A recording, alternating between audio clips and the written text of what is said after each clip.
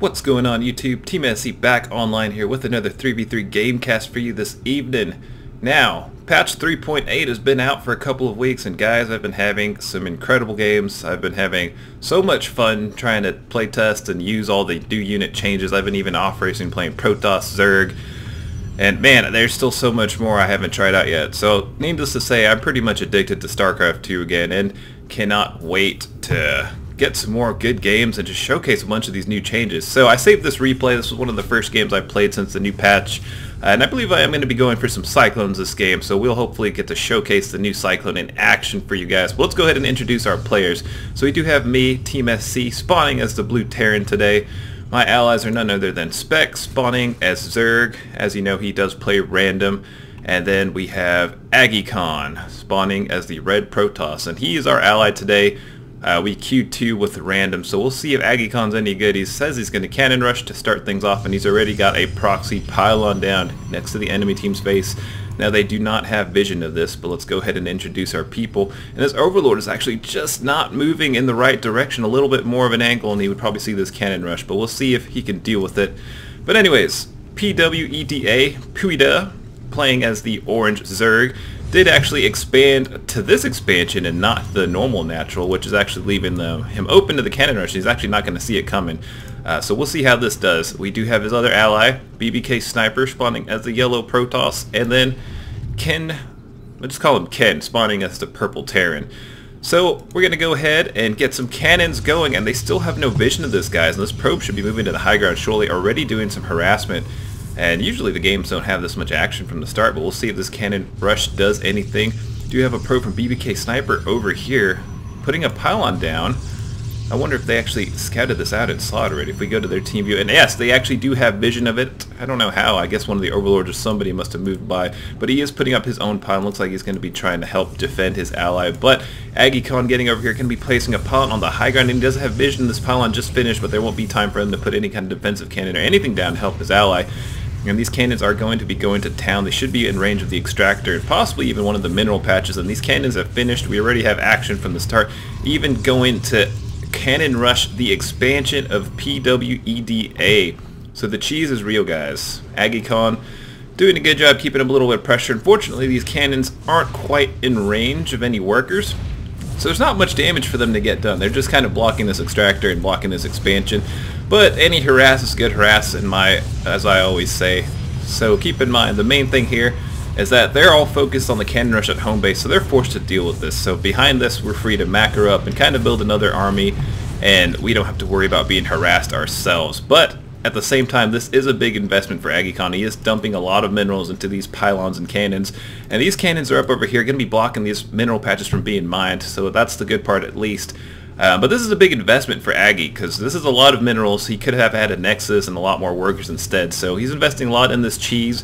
So we're going to have to try to capitalize and make sure it wasn't used for waste. So we do have a tank coming out, and that's going to end this cannon rush. Even a couple stalkers coming over here, going to be picking off these cannons to let this ally Zerg base get some mining. A little bit of good micro from BBK Sniper, going to be keeping that stalker alive. Does need to get him out though. It does look like AggieCon did actually do a little micro of himself and focus down the weak stalker, because I don't think the cannons automatically target the weak ones. They'll just attack whatever one they're attacking. They don't have that AI built in. But cannons are going to be going down. The cannon rush is officially over, but we do have two Cyclones here for me already. Going to be keeping up the aggression, going to be attacking that tank a little bit, going to be backing out, saving up. We do have a reactor down. Cyclone should be coming 2 at a time and just going to be doing whatever damage I can get. Now this tank is alone. He should have kept the SCVs here, because these Cyclones are going to eat this tank up for breakfast. As you can see, that DPS to armored is pretty insane, guys. So he does lose his tank. Mothership core over here going to be using the new Cyclone lock-on ability, going to be rapid firing, getting a lock-on on that Mothership core. And as you can see, it doesn't do nearly as much damage as it did before, but it's enough to deal with a little small amount of air threats. And we do have even Speedlings coming from Spec. It does look like this game is going to be over fairly quick. A lot of good harass coming down. We do have a siege tank for Ken. Going to be sieging up over here, going to be dealing with these Zerglings. Getting a lot of free kills, 13 kills on that tank, but that tank does go down. And it does look like Ken is going to be forced to lift off, because he's not going to get much more mining done on this base. Going to be moving in a little bit. Does look like a big amount of roaches for the Orange Zerg. As you can see, he did get cannon rush, but he didn't take a big blow to his economy. And it does look like even a couple stalkers here for BBK snipers. So while Ken did take a couple of big hits, it does look like they have a decent chunk of stalkers and roaches, and they are going to be attacking us fairly soon. But a couple of links from Spec going to be doing a little run by, going to be trying to keep the enemy team at home and try to keep this push from coming in. Drone's going to be forced to run away, and Spec doing a good job with the harassment here, really abusing the fact that they didn't destroy these back rocks yet, and still poking at the front with a couple of these Cyclones, a few Hellions in the mix too. We're going to be taking the engagement on these, and you can see these stalkers get eaten up super quick, guys. Stalker versus Cyclone is not a good match for stalkers. Like, Cyclones do sick damage to armored now. It's almost too sick.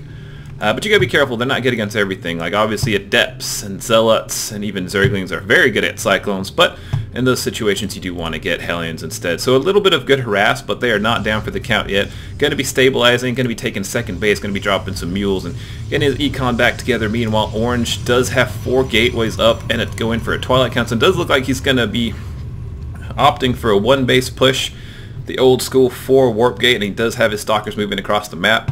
Should be having a probe following behind, put down a pylon soon. But meanwhile, we did manage to expand behind all this harassment. Do have 2 drains just hanging out here next to this queen, deciding we're not going to work unless you pay us. But they are going to be working anyways, and we do have some stalkers going in. Going to be getting into my expansion, going to be doing some harassment to me, but I do have a good amount of Cyclones here. Should be able to deal with these stalkers fairly easily. Going to be focusing the stalkers down one at a time, and as you can see, they just simply evaporate from the new Cyclone DPS, and going to be going ahead and destroying these rocks to try to prevent any more flanking from the enemy. Aggie Khan did throw up an expansion, going to be teching up to good old Sky Toss, as you can tell. The Protoss way, man. The cannon rush into Void Rays, the #1 Protoss strat, especially on the team game ladder. Much sarcasm in that statement. But anyways, we do have Yellow being very bold, BBK Sniper taking the gold base, and if he can get this up without us seeing it, he could potentially have enough econ to actually do some pretty good damage. And he does have the forward pylon here too, so we got to be careful. Do have a good amount of stalkers, and then a lot of roaches for PWEDA. The only thing though is that these are not the counters to Cyclones, guys. Cyclones actually do very good against this army composition. But we're just going to have to see if it pans out for them at all. I do need to get some Zerglings. There's some light units in the mix to deal with this. But we have a lot of Cyclones now, and Hellions as well. Going to be putting the Hellions at the front to kind of take the brunt of the damage. And Cyclones firing behind the roaches. We did get the range upgrade, so they have a range of 6 now instead of 4. So they are able to shoot from behind the roaches. As you can tell, roaches have a 4 range. These Cyclones have 6 range. Going to be using the roaches to tank. And these Cyclones just taking a lot of damage and destroying almost everything, guys. Oh my goodness. Going to be forced to cancel that Nexus. Cyclone's going to be moving in. Do see this Mothership Core here. Going to be trying to get a lock on it and just swing in. And it does look like they lost a vast amount of their army. Even this pylon's going to be going down. Going to be bringing the Cyclones in. Going to be trying to get some lock-ons on this Mothership Core. And we are not going to let this Mothership Core leave. As you can see, getting a little bit of a lock on. Going to be pushing into the main base. While PWEDA does have an expansion, he was forced to make too many spine crawlers instead of drones. Too worried about the Zergling harass, and none of his allies have actually been able to expand. I mean, the Purple Terran did take a base, but doesn't think he's back in the game yet. Hasn't got much army. Going to be going and just taking out this hatchery, taking out drones, taking out everything, and Ken does leave the game. A couple of roaches coming in from the enemy ally, but these Cyclones just doing a lot of work, ladies and gentlemen. And does look like it should be GG fairly soon. So anyways, let me know what you guys think. I thought this was a pretty good game to kind of showcase the new utility of the Cyclone, even getting a lock on that Overlord there. So I mean, Cyclones, guys, they're really good at ground, but they still have decent amount of utility to deal with air threats, okay? So we are going to be pushing in. Does look like he's trying to hang in a little bit, but these Cyclones are just going to town on these roaches. Meanwhile, we do have a bunch of stalkers for BBK. He's actually trying to stay in this. He does have the economy from Purple now, since Purple left, and he does have 6 warp gates. We'll see if we can able to micro his way out of this. Going to be going for these roaches first, and then hopefully coming back to try to deal with the Cyclones. Does need to get some Adepts in the mix, but he actually does decide to. Here, ladies and gentlemen, Purple is going to be going down. Actually, no, he didn't leave, but he actually moved command his stalkers and going to be dying to the Cyclones. So, let me know what you guys think. This was a pretty one-sided game, I don't say so myself, but I think it did a good job showcasing the Cyclone. Alright guys, till next time, please leave a like if you enjoyed this video. Oh, a couple DTs. Oh, we do have a scan. As you can see, DTs actually do pretty good. They took a big chunk of my Cyclones out. And Cyclones don't do that much to DT since they're not armored. But anyways, please leave a like if you enjoyed this video. Please leave a comment and let me know how your patch 3.8 experience has been. And don't forget to subscribe to help grow the team game StarCraft community, guys.